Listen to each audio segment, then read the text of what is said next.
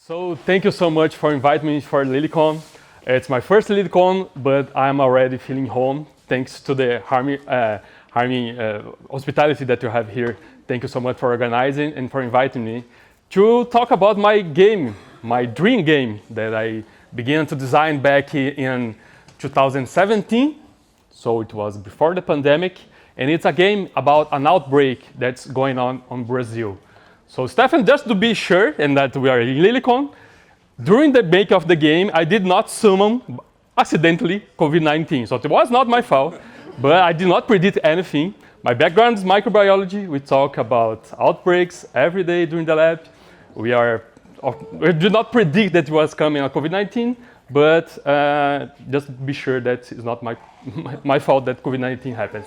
And my game did not summon by accident, okay? For sure, this game is only possible because we got sponsorship from Avenues back there in São Paulo. It's a private school there in São Paulo that also have in New York. And of course, for Question of Science Institute for the supporting, for allowing me to do this board game. So thank you so much. And today I will have 30 minutes to explain the basic mechanics of the game, okay? And then during the night, we will be able to play the game. And feel free, we're gonna do some tests here during the gameplay, but feel free to ask me anytime, whatever you want, okay? So just to get comfort with the game, this is the main board of the game, okay? So it's the map of Brazil, dividing the Brazilian biomes, okay? So number one is the Amazon rainforest, number two is the Cerrado, number 3 is the Atlantic forest, number 4 the Caatinga, number 5 Pampas, and number 6 Pantanal, okay? So it will be a little bit of geographic school lessons also, but it's just to know where the game is gonna start. We have some little setup before the game starts, so we just gonna start with the virus player. The game is an asymmetric game. One player will be the virus, and the other, like 3 or 4 more people, will be in the scientific team, okay? So first of all, we need to set up the virus player. So this is the card of the virus player. We have in number 1 a scientific illustration about a real virus that's caused disease back in Brazil. We don't know yet what it is. In number 2, we have the transmissions mode that this virus gets transmitted from people to people. And number 3, we have a set of cards about the symptoms that this virus causes in people when they got sick, okay? And in the middle, in this right here, is where we're gonna start the outbreak. We're gonna roll 1d4. If you never see a 1d4 dice, it's a dice with 4 faces, okay? So we're gonna roll it, and it depends on which side it falls. If it starts like here, if you roll a 1, we're gonna start, sorry. If you roll a 1, you're gonna start here in Cerrado, on any territory that the virus player chooses to start. And I'll get there in a moment. So if you roll a 1d4 and you got the result of 2, we're gonna start here in this green territory. If you roll a 3, we're gonna start in the Caatinga, it's the blue territory. And if you roll a 4, the outbreak is going to start on the Amazon rainforest, on any of this territory, okay? So this is how we are going to start the game, to know where the outbreak is going to begin. Once that, and for this example, let's pretend that the virus player rolled and got a 4, okay?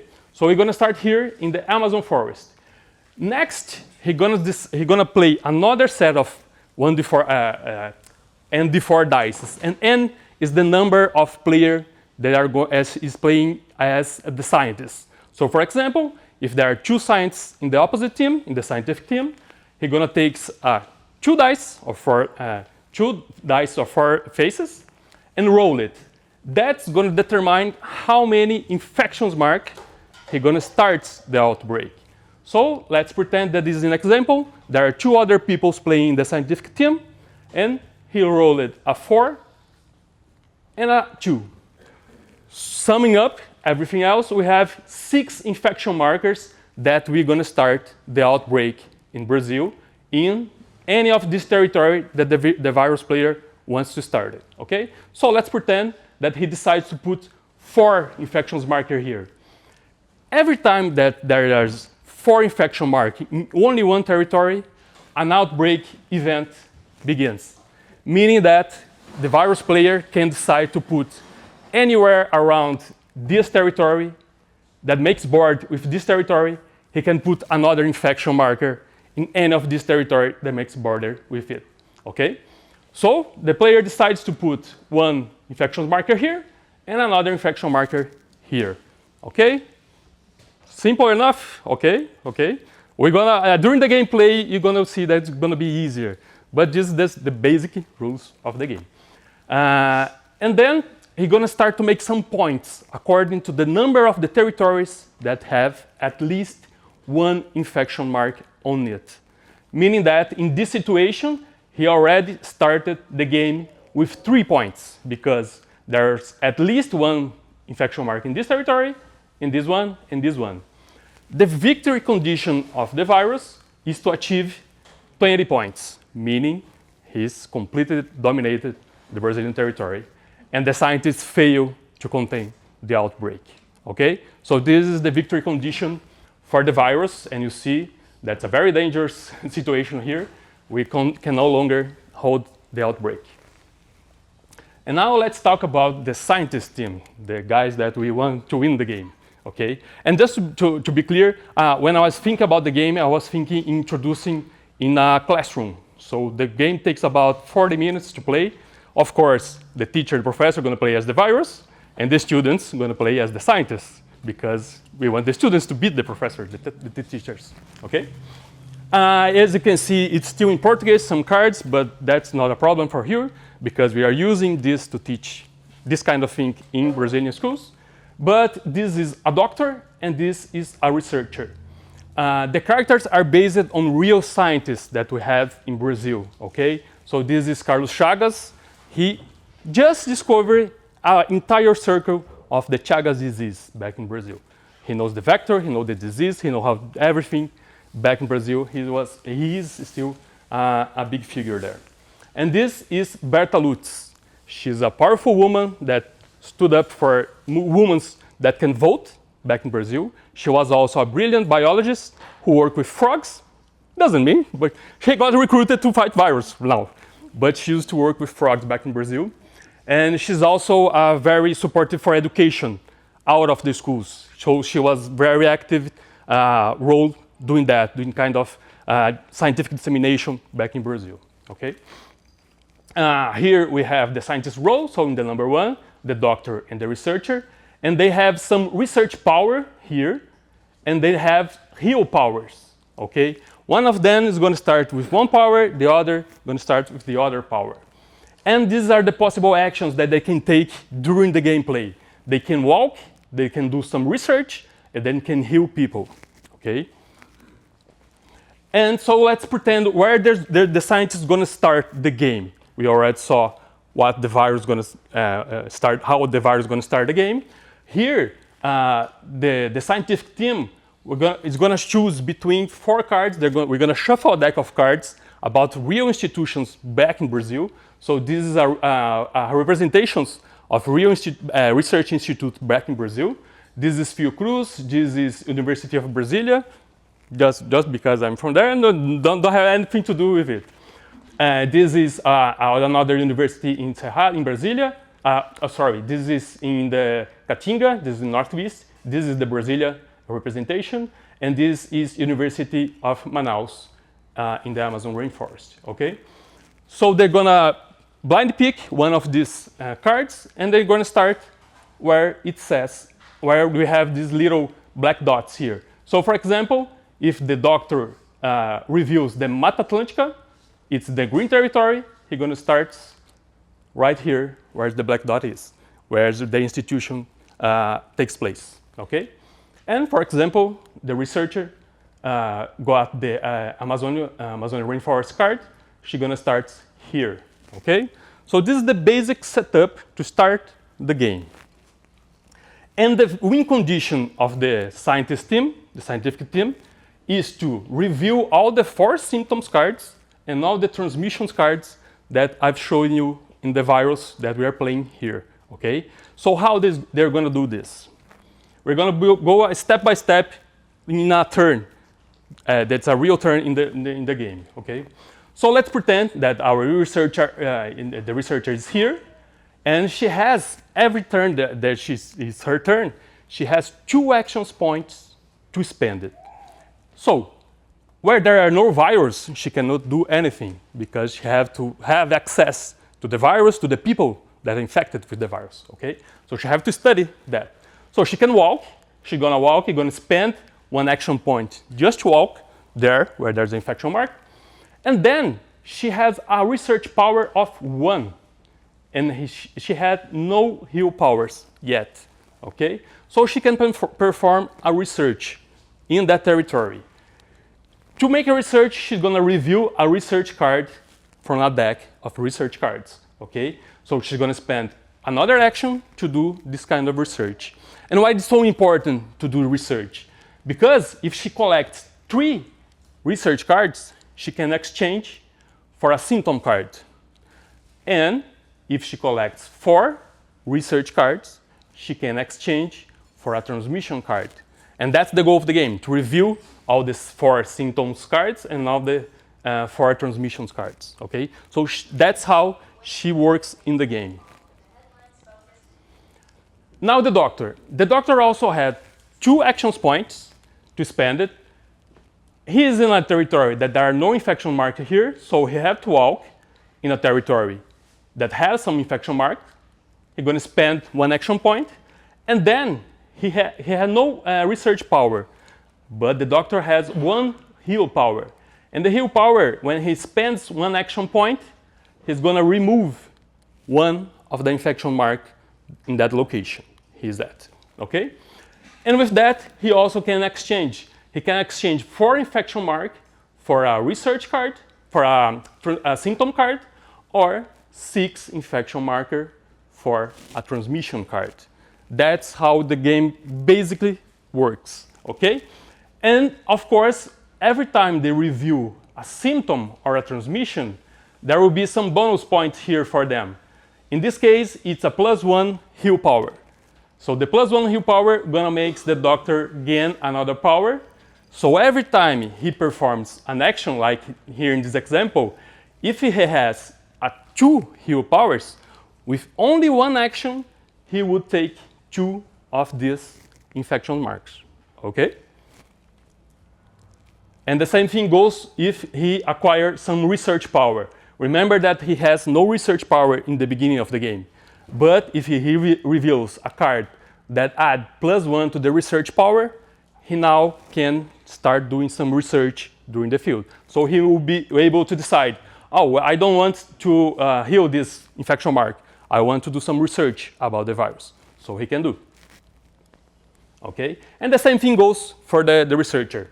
She starts with 0 points in heal power, but if she acquires a +1, she now can take this action of removing 1 infection mark.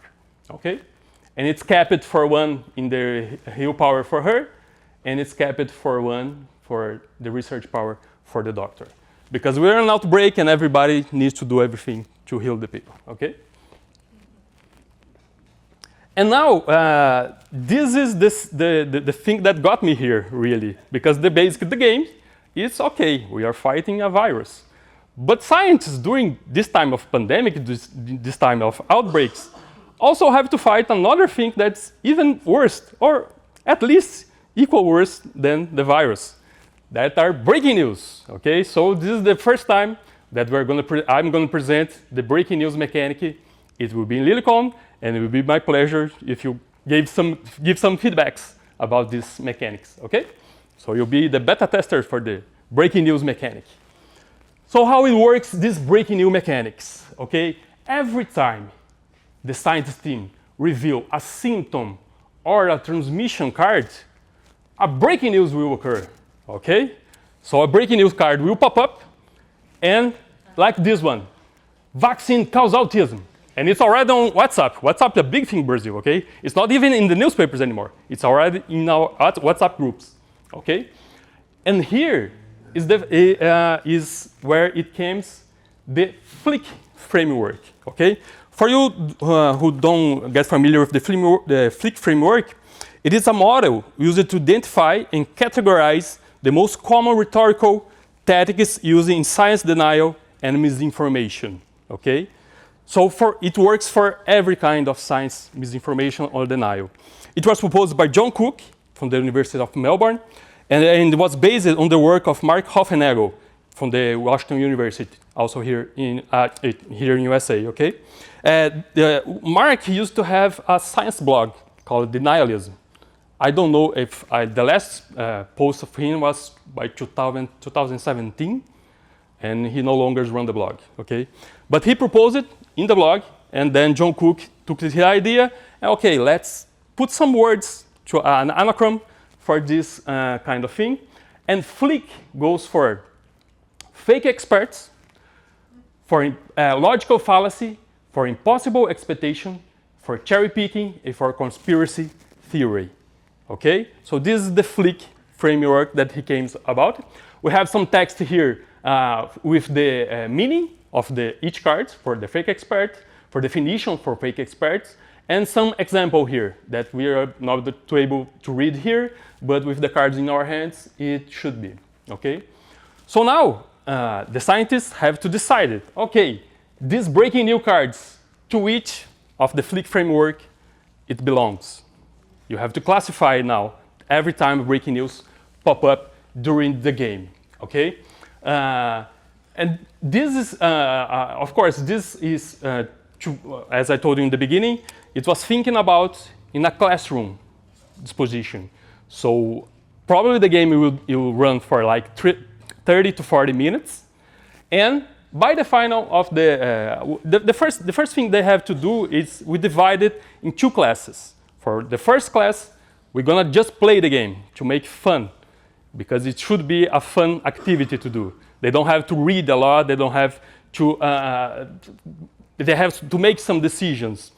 And people who work with this kind of intervention, board game intervention in schools, they talk about a magical circle, you know, that you create when you are using a board game. At first, I think it was not a very good name because it's a magical and it's a circle, I don't know. But when you see the kids dropping their phones, interacting with each other, and talking, discussing about virus disease and fake news, that is a magical circle. So they get so interacted that nothing else matters besides the game. And we have some very good experience with this kind of intervention in the classrooms. Kids get these rules that you probably don't understand, I think a little bit. They got so fast, and we got to play the entire game during a classroom time. And of course, after the game stops, we take a picture of the game, the end of the game, and they have to do a scientific report about what happened during the game, during the gameplay time. Okay? And for the professors, it's a very good to analyze how they interact with each other, not just the outcome of the game, but how they interact, who is the leader of the pack, who is the more active player, or the ones that, oh, no, we should not do that. There are a lot of things going on during the gameplay, not just the facts, not just the transmission. It is important to tell it, but there's a lot of that we can analyze. This can be done by paper and pen, or if you want to use AI, there's a specific tool that we use that's called FLINT. Because this FLINT AI, we can put any material that we want the AI to learn. So we can put the outcome of the game, the rules of the game, and ask the same questions. And the advantage of this AI is that you can see the prompts. All the prompts that the students put in this AI, the professor, the teacher can see what's going on. And by the end, the AI also makes some reports based on your rubrics. So it's very good. It's a very good tool to use if you have access to internet, if you have access for this AI tool. But with paper pen, works perfect fine, okay? So this is the game, and I invited you, of course, to get play. Oh, in the future of the game, of course, there will be more virus. Today we're going to play with just one virus that is specific for Brazil. More symptoms, more transmissions. Other microorganisms is also in our radar because we want to do for bacteria, for fungi. Online game, we already have an online platform that works the entire game. It's not that fun when you have the real action, you know, because through internet, you miss most important interaction between the students. But nevertheless, we have still this opportunity to play online. Of course, we'll still keep playing, do some more tests in classrooms to adjust the game, to adjust the time. And of course, we want to do other maps because we are just in Brazil yet, but we can go to United States, we can go to Canada, and make specific for the country, because then it touches more the people. When it's about a disease that is already going on the country, or they should know about it, okay? So that's it. And by the time of the dinner, we're gonna have some gameplay here, so feel free to ask me to play the game together. And, which? Okay, so this is me, of course, and this is Lucas Andrade, who is the illustrator of the game. He put everything that I have in my mind in this beautiful design, okay? Because, of course, the first time that I did the game, I did everything on a Post-it and put some deck cards. That was a mess. I'm not an artist. But he is a biologist also, so he helped me a lot with the thematic of the game, with not putting so much text in the game, because that's not the case. We don't want the kids to keep reading the cards all the time. So huge shout out for Lucas. And this is us presenting the game in Avenues and other schools. Also, we've been able to present it. And of course, again, thank you to Avenues São Paulo for the sponsorship, and the Question of Science Institute run by Natalia, by Carlos, for supporting this crazy idea that nowhere in Brazil, I think in the world, I would have this possibility to make this dream come true. So thank you.